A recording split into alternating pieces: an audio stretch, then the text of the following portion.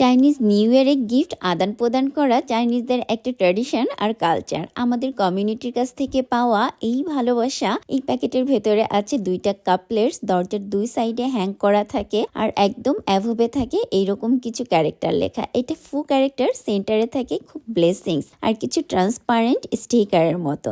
Box ভর্তি Chinese red কালারের ভালোবাসা। এই ভালোবাসার ভেতরে আবার আছে 4টা ভালোবাসা। আমার ফ্রেন্ড এই ভালোবাসা গিফট করেছে। এটি সি কিউকাম্বার, যেটাকে চাইনিজে বলে হেইশেন। রান্না করার পূর্বে 20 থেকে 24 ঘন্টা সোক করে ফ্রিজে সংরক্ষণ করতে হয়। Medicinal sea food Liang tree, এটি শুধুমাত্র স্পেশাল ভাবে মাটির পাত্রেই রান্না করতে হবে। লু রং চাইনিজ ফুড, এটা ব্লাড সার্কুলেশন ইমপ্রুভে বেশ ভালো কাজ করে থাকে। এই লাল বক্সের সর্বশেষ ভালোবাসা পাউ ইউএ, একটা স্পেশাল ঝিনুক। এটা 0 থেকে 5 ডিগ্রি সেন্টিগ্রেডে 20 থেকে 24 ঘন্টা ফ্রিজে সংরক্ষণ করে তারপরে 3 ঘন্টা রান্না করতে হবে। আর এই বক্সে সবগুলো রান্না বান্নার ম্যানুয়াল দেওয়া আছে। ম্যানুয়াল ছাড়া রান্না করার কোনো সাহসও করছি না, কারণ সবগুলো রান্নাই অনেক জটিলময় কিন্তু ভালোবাসায় ভরপুর।